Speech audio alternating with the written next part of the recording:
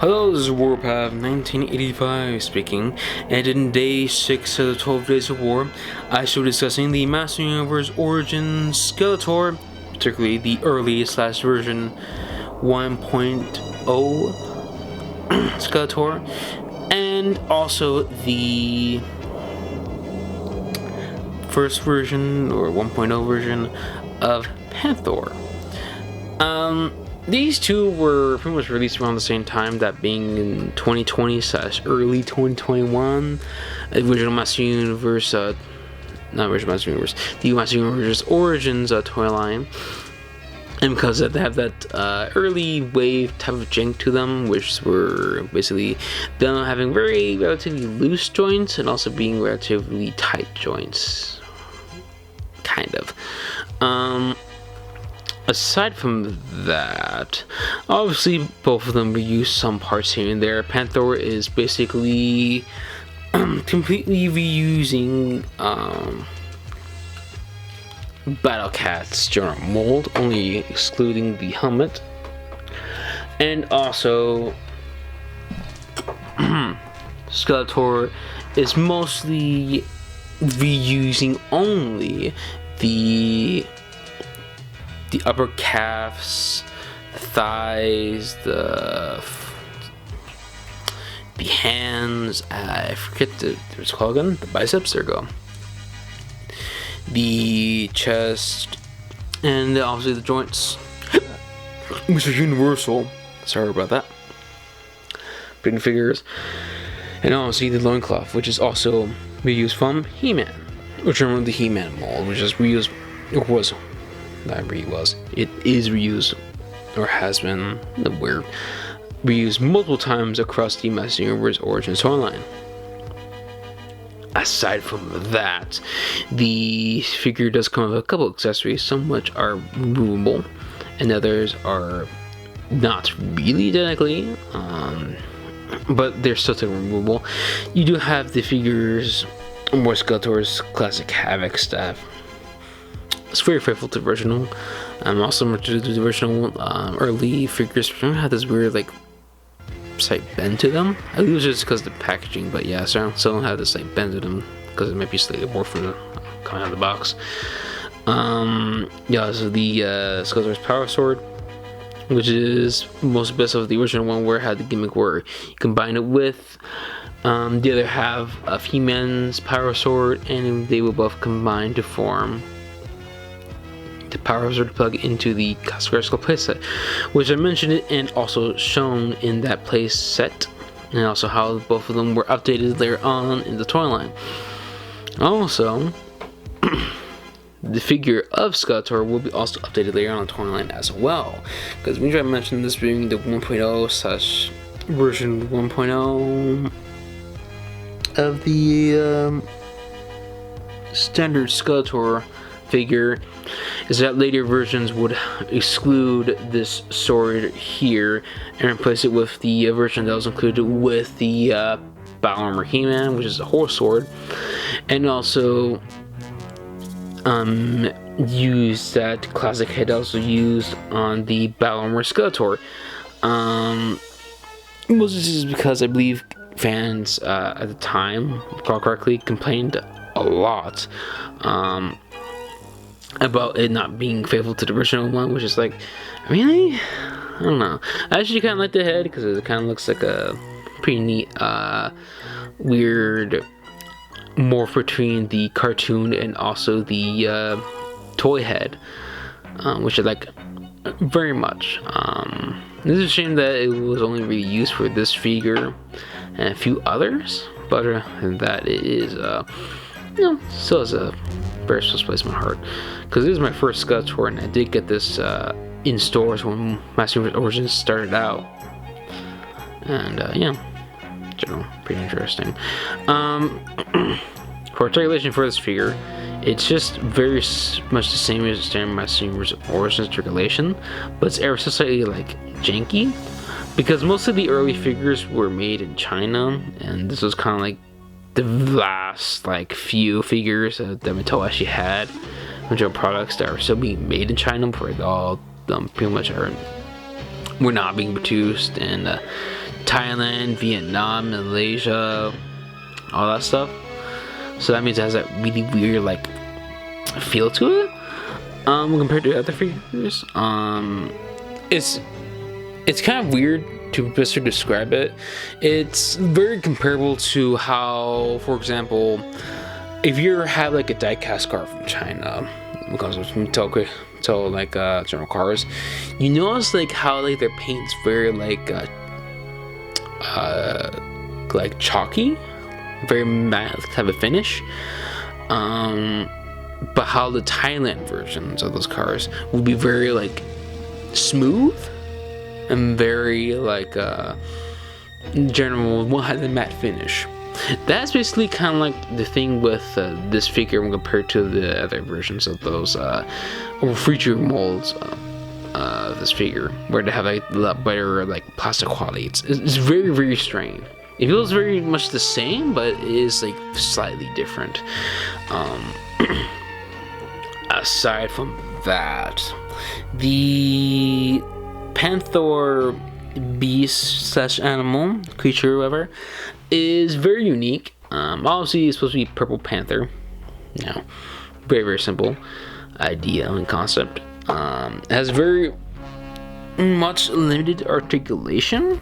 I'm trying to move my camera around, but it's like a little tough here. Trying to fix up here a little base to get a better view, but it's very similar articulation. It's a lot better than the original one, but it's very much still very simple compared to those classics, and especially the brand new Masterverse version, which is very, very impressive when it comes to its articulation. But it has like swivel like arms, which are like on like a weird like ratchet. You can hear it. Like a soft ratchet. It's weird. More this weird detent. Has hinged like knees? Hinged tail, which is on like a swivel. 8 ball joint at the neck and the head. Technically, it's like a side to side, but as I should know, it's just hinges and a open and closing mouth. The saddle is removable, like most Master Universe Origins saddles and other parts. But yeah, it's very much the same articulating scheme as the Bowcat. And similar to Bowcat, you can seat a figure into the saddle, that being Skeletor, obviously, which looks pretty cool in. Overall, it's a pretty nice little duo. The mini comic that was included with Skeletor was the Beast Barrage, but that's only if you have the American variant. The Canadian and also international variant of this mini comic does not have text, nor even a general title, which does give you more general space and look at the art, which looks really, really good. This also continues to the rear when it comes to the advertisement with this huge ginormous text for all the international collectors, and also general having most of other general bits and pieces like the bios that was underneath the names of the characters being also absent. Aside from that, other changes are also included with the mini comic itself. Like inside the mini comic, obviously you have a battle between the Shadow Beast, Skeletor, Beastman, Evil Lyn, Tila, Man-at-Arms, He-Man, or also Prince Adam.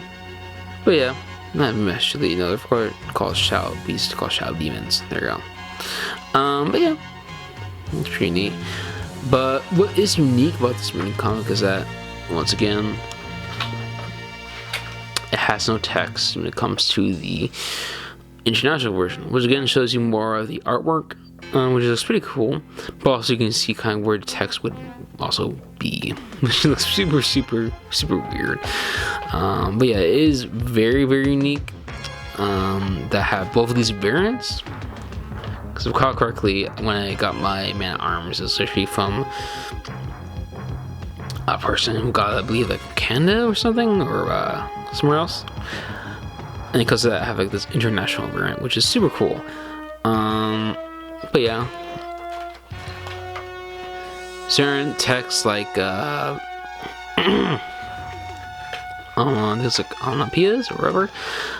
General just action is still technically included, but others are in general absent. This general style would be reused for the motion comics that are still being posted right now in the Masters Universe, not Masters, the Mattel Creations website. But in general, this would not really not necessarily appear in other future movie comics. They're still being appeared, more as being used in more recent meaning comics in general ways. But aside from that, it is general, exclusive to that general market, which being international market. Aside from that, they're neat. Pretty neat in me comics. And yeah, back to the review. For comparisons other than the obvious, which I'll show off anyways, Skeletor's general rival, and so is Panthor's, He-Man, and Battlecat. And the many goons and general villains that side with Skeletor, which I have pretty much most of them, excluding Cobra Khan, Screech, and what's his name? Spikor. There we go. I'm missing Spikor. But I have the cartoon collection version of Trap Jaw here for comparison. If he focuses in there. I have the Origins version of Triclops, the cartoon collection Saiyan Comic Con exclusive version of Too Bad, the 2000X version of Evil Lyn, which most people, including myself, prefer over the standard release version because it just looks a lot better, because nobody particularly really likes the version of Evil Lyn. It's still available, that is, but it's kind of like I don't know, the colors just looks very funky. It doesn't really look pretty good. We also have Beastman, which I'm trying to put his whip back into his hand because it fell out. But yeah, here's Beastman, who is always having a hard time standing. But yeah, here's Beastman, alongside with Skeletor. That is. Here is also with Merman. Particularly the, what's it called? Like, Power of Grayskull? I think it was called. Faker. And it just came up, the Skeleton Warriors, who I am missing, because I was not able to get the 2-pack. It's still available, which I'll be getting a little sooner, but yeah, I was able to get that in time. The evil spirit that gave Skeletor a general look on Demoman, which I previously reviewed alongside with Too Bad, and I forget his name. Hordak, which I'll be showing off a little bit later. Here's with also a Clawful, and I'm almost there because I just need like to grab them like here because their accessories like everywhere. I don't know why they popped out of their hands, but yeah, they're kind of little everywhere. Have Scareglow. I was having a tough time standing. There you go. Who I previously reviewed about 2 years ago, I think. So very early review on my channel. Stinkor, who sadly lost all his stink, which is fine, because his stink was not very pungent compared to his previous versions. I have a giant pile of figures here, if you couldn't really tell.